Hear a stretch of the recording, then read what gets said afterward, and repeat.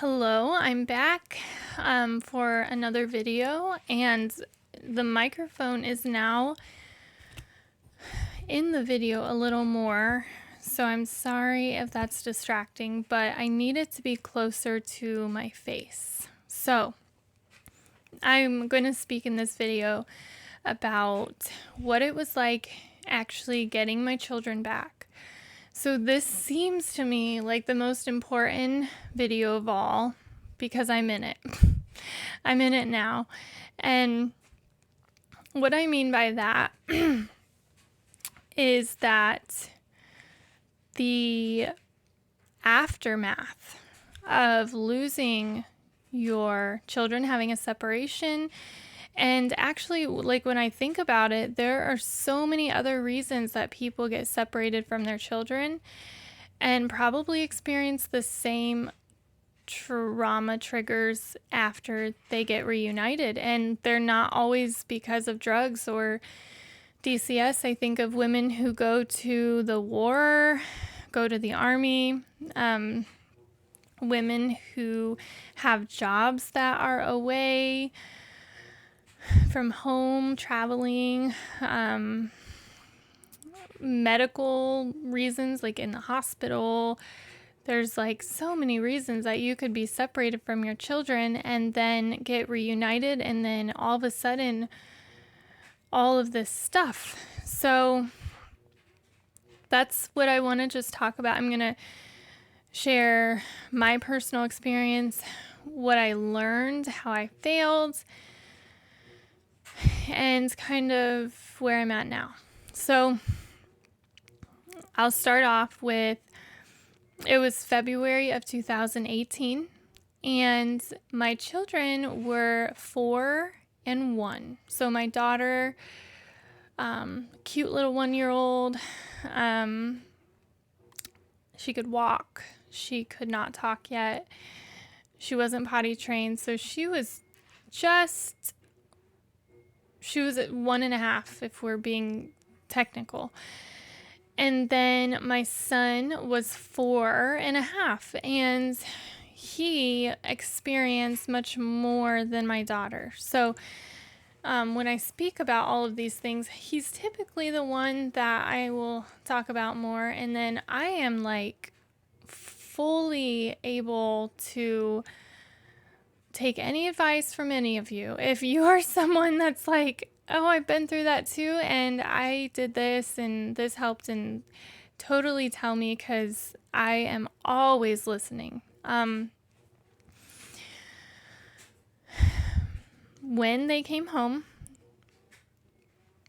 they lived with a couple who I love very much. They have a stricter background. The man was, I'm not going to mention names just because I haven't even asked to do so. So that's fine with me if I just say the man.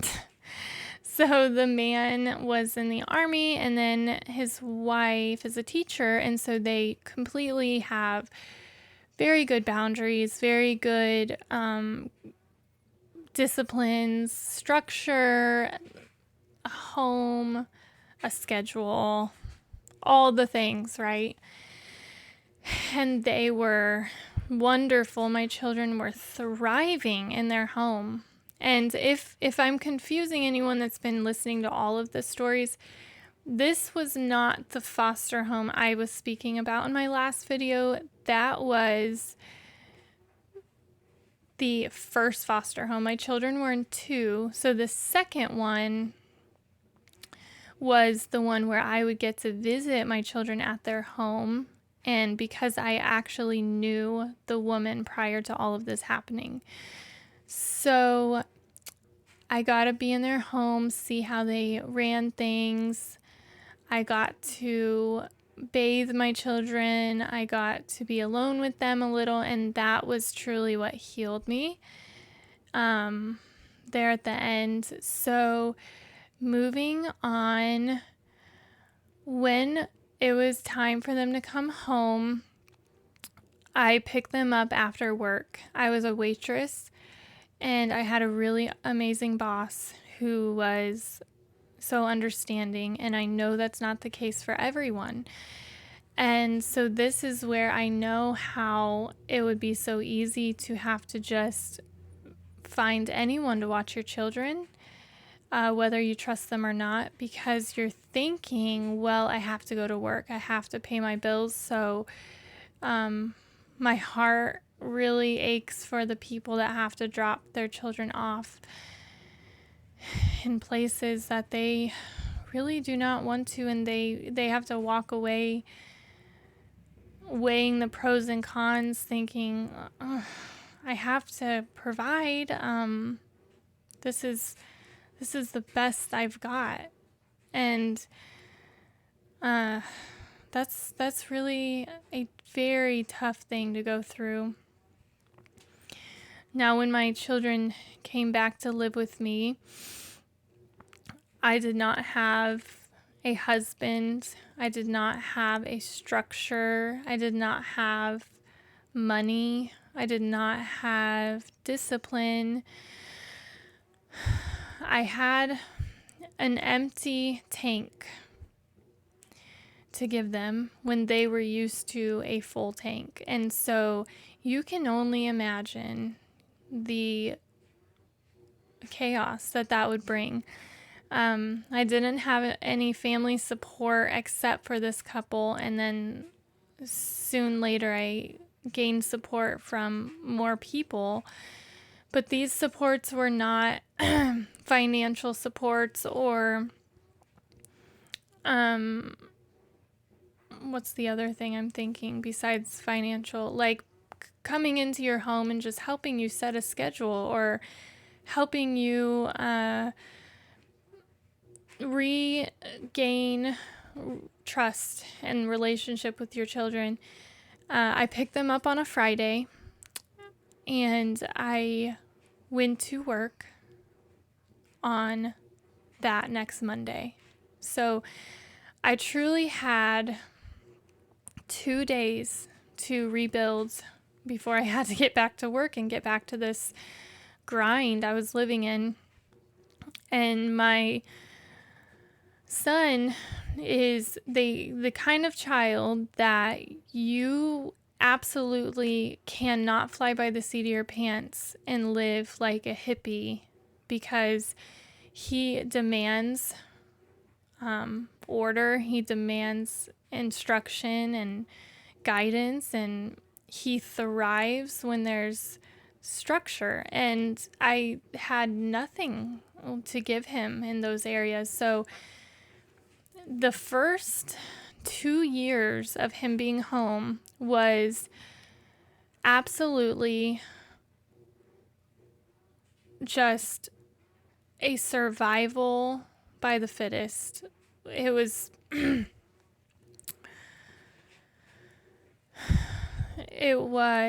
I'm trying to even gather those 2 years into a few sentences, and I don't know how to do that. I had set myself up for unrealistic expectations of what this was going to be like once he came home.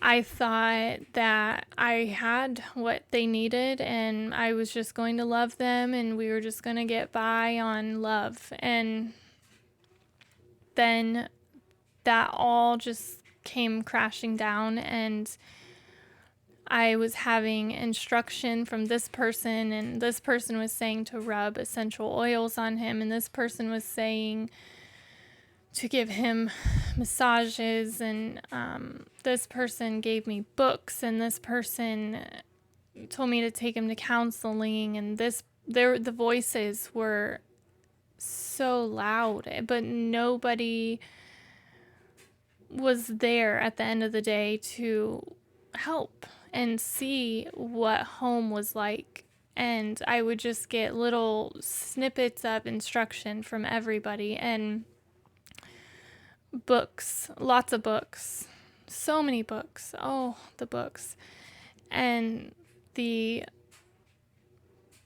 it's like a wonder that I even like books after just all of so many books. So I'm not victimizing myself. I want to make that clear, that someone isn't listening and saying, well, you did that to yourself, because I have always had a very big awareness that I did this to myself. This was my responsibility, my hole to climb out of.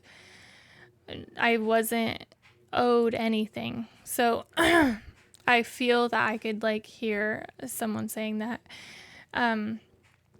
So the tips that I have here are, do not, if you are walking through this and you're going to have your children home and you have this picture of what it's going to be like, and you're thinking, oh, this is going to be fantastic, amazing, I miss them, we're just gonna love and it's gonna be lovely and all of that, then I just would inspire you to try to set your expectations lower and just go day by day, and just reach out for help, all the help, and not to turn down help unless it's bad help. But luckily in our community, there are things like food banks and CCS. They have gas vouchers. We have different programs, right? And those are such great things. And I took advantage of most of them. But it was the at-home part of, how am I going to set up a Saturday? How will I get through this Saturday? Because my son, he was not ever at peace. He is a very angry, emotional child, typically. And I was very reactive to that, and just constant reaction. And once we are out of that, and I have officially grown past that stage, because we are still there somewhat, I feel very burdened to help and guide other moms who are just dragging and just, another day. Because I lived like that for so long. I'm at the tail end of it. I can feel that it's coming to a close. But if you are a mom with a child that is extremely, I'm trying to find like words to use that are uplifting yet true, because Liam needed something that I wasn't able to provide. And I think that knowing that you're not enough for your child is freeing, and knowing that being able to just do a lot of looking in and saying, okay, what is this child asking for? And recently I was reminded of that. Our pastor and his wife reminded me, which I have always pretty well had a good understanding, but the child is asking, am I loved and do I have boundaries? And when you don't know how to do that by yourself and set those things, the boundaries and the rules, and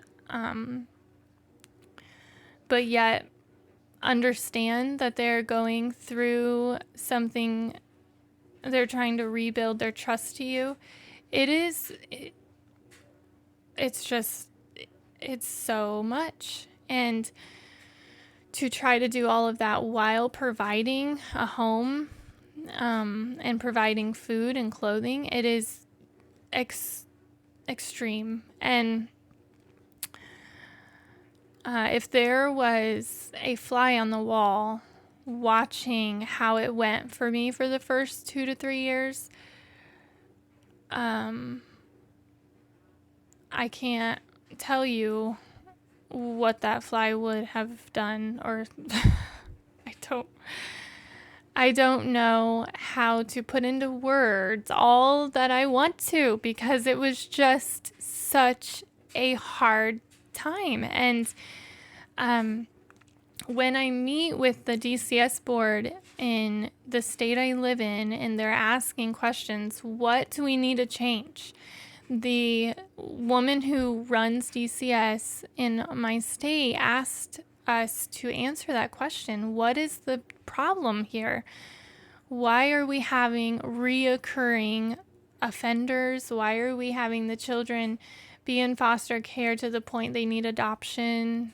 And I can tell you 100% that it is the aftermath and the trying to rebuild when you have been completely demolished as a family unit. It has been completely separated, and then you come back together and there is no time or resources to kind of build back what was lost and broken. And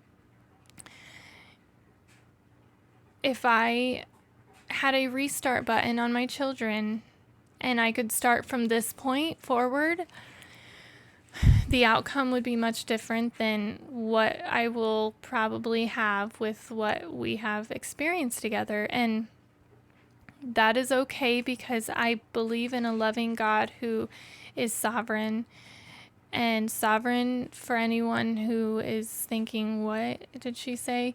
Is that he is in control of all things, and he knows all things, and he knew it was going to happen, and he provides the things that you need when you come together with him to say, God, I want to parent my children in a way that's pleasing to you. Please give me what I need. And I'm telling you that he really will, and he has so much for me. But I would also encourage any mother to read, okay, here I am, look, giving out book ideas.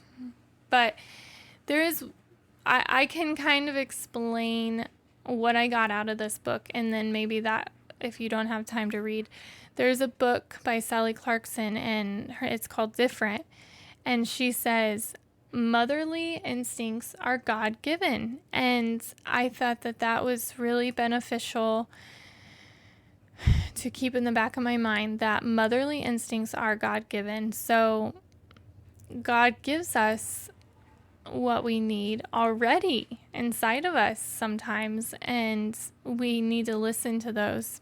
But I can try to sort of map out what it has been like in the last 4 years. So when I first got my children home, I lived in an apartment, and this was 30 miles south of the town that I worked in. And so my first big chaos was that I lost my apartment, and I lost everything inside of it. It's a long story, which included a what is the word? It was a bug. It was a type of bug that you can't move your stuff, so you can't bring it with you. It's all infected. So we had to leave everything, and I was in my car with my 2 kids in the back, and I didn't know what to do or where to go, and I was just driving around thinking, wow, these kids are better off where they were, and I'm causing more problems for them. And I was terrified. Luckily, somebody let us come and stay for 1 month while I found a new place. So I kept going to work and I kept pushing forward, and I found a home to rent, and we moved into this home.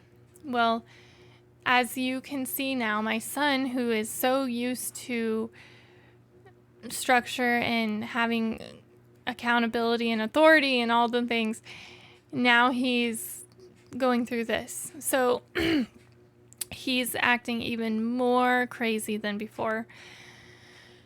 And then he starts preschool.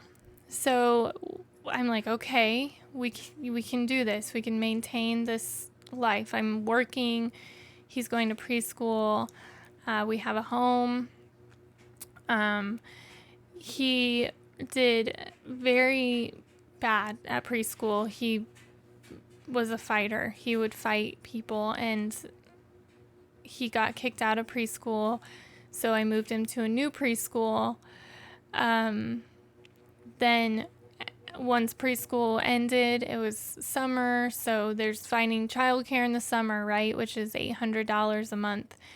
And then he starts kindergarten. And at this point, I knew I wanted him to be in a certain school system. I felt very led by God to move again. So there was a method to my madness of moving. And so I moved into this new apartment in this school system that I really appreciate to this day. So my son is now in kindergarten, living in an apartment, single mom and his sister. And this is his third move in the last year. And I know in myself, I know that these are not good things that are not going to produce good children, but I also had no other options. So kindergarten, he was still fighting at school quite a bit. He got kicked off the bus. Luckily, he had help from certain teachers at school that made the school day go better. But all in all, he struggled very bad at home. And I'm sharing this story in case that somebody is there too. And I had no one that I could relate to, and I feel very burdened for these people. And I'm hoping to reach someone, even if it's one person. I want you to know, hang on. So at home on a Saturday, it was just chaos. He would wake up mad. He would be mad most of the day. He would be mad at church. He would be mad in the car. He would just be mad pretty well all the time. Sunday, no matter what kind of morning we had, I dragged them to church, and oftentimes he got kicked out of the kids' room and we would have to leave church, and I would cry a lot. I would cry on my way home. I'd cry after the kids went to bed. But I will tell you, one thing that I did is I made sure to be at church every Sunday, and I have stuck to that, because there's things you can do. You can think, okay, if I can do one thing, I'll just stick to the one thing, one consistent thing. You can do one. And so that's the one I chose. And when my kids would be sleeping, I would get up early to have some alone time with God. And I would basically, now, when I hear other people say that, I feel like, oh, okay, everyone says have alone time with God. Now, that looks different for every single person. And for me, it was sometimes I just sat and cried. Sometimes I would write down I have a prayer book because I like to write. And so I would write a prayer, or I would literally sometimes I would just put headphones on and turn on like a really grungy Christian song, I don't know what grungy actually means, but it was like King's Kaleidoscope, which is very instrumental, like very, whatever the word, chaotic, I don't know, but I would turn it on and I would dance around my apartment, and there was just so many different things I would do to fit how I was living at that time. And so you don't always just have to get up and open the Bible and find a verse. And because I know people that come from different chaotic things, they can look at Christians like, oh, they always seem this certain way. And that's just not true. I have been through that and thought those things, but being with God can look so different for everybody. Now, during this time of him being in kindergarten, I met a man. Actually, I take that back. I met him when Liam was in preschool, and then we started dating when Liam was in kindergarten. So now we are married, and he has been a big influence for my son. Now, I do not think that you should just go get married to have a way out or an escape. But I married. My son is now, I'll say 25% angry, but there are like factors that play into this, like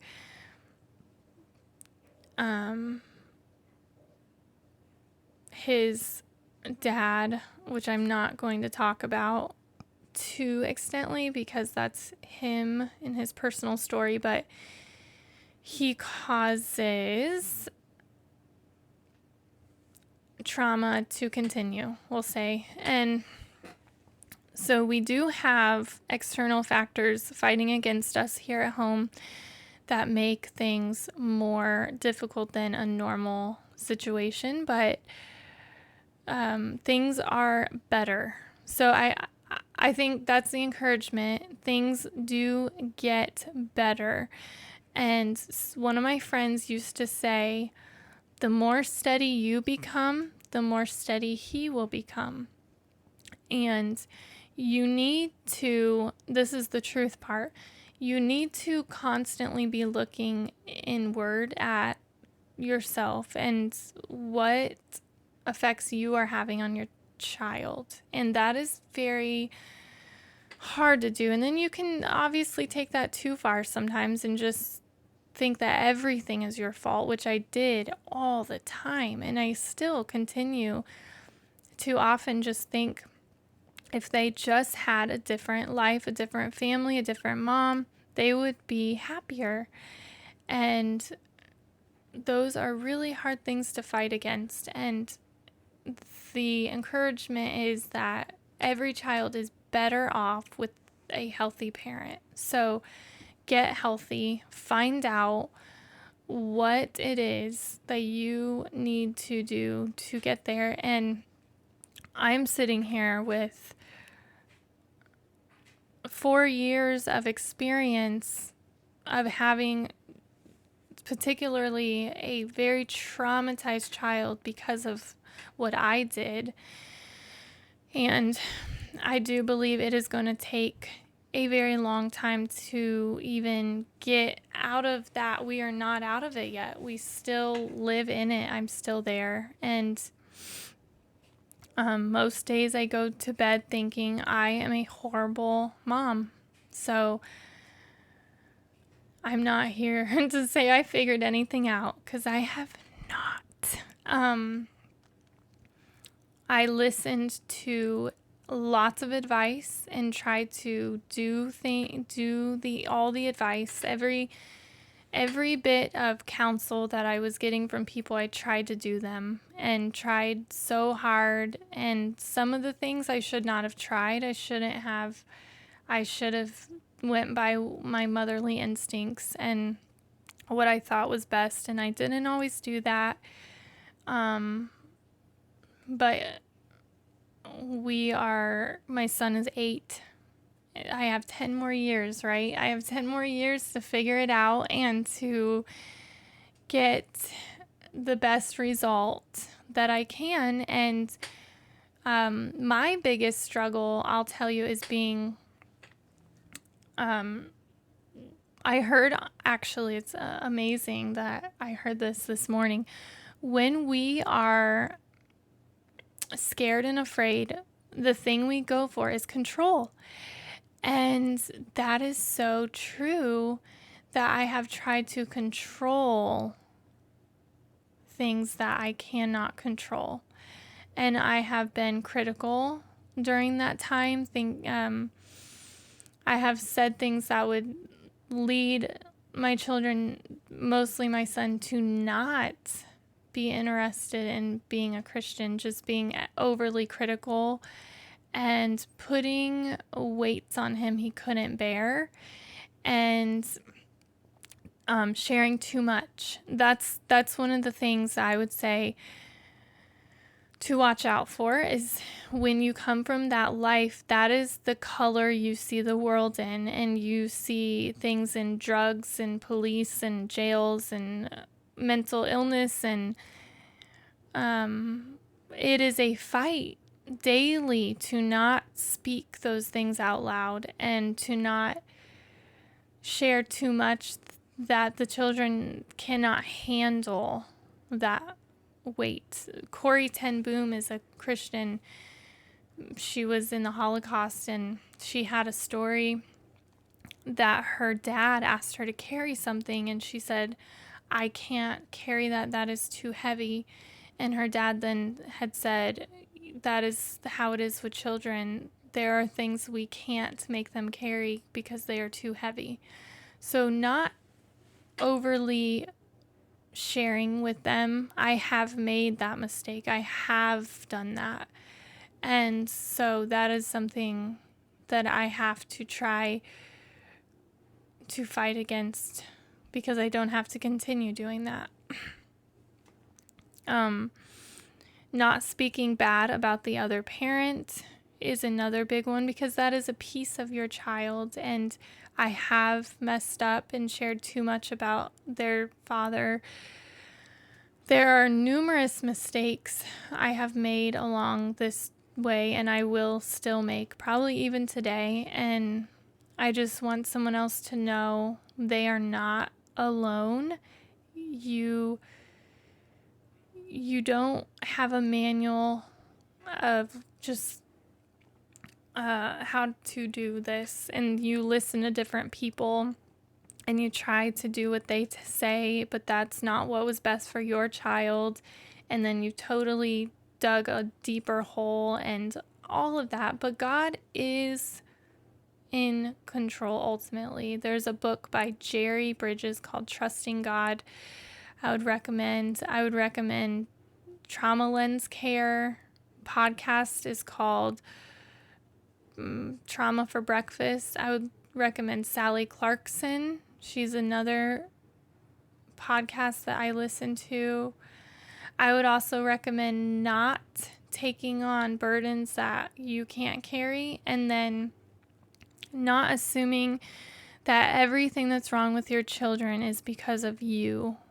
Like, every behavior that they commit is actually a message. They are trying to communicate something, and to not try to correct every single behavior. This is advice that I'm actually just learning myself. So also realizing their mental illness is real.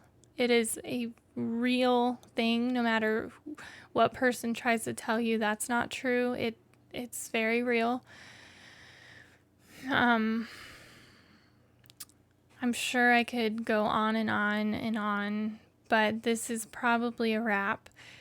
If you are someone with your children back after a long separation or drug abuse, and you needs someone that understands,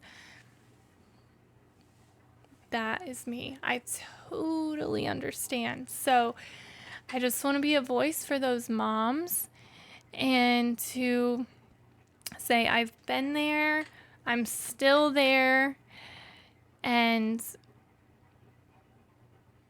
I have felt probably everything you feel and more. So, yes, I hope that helped. I really hope that helped. If not,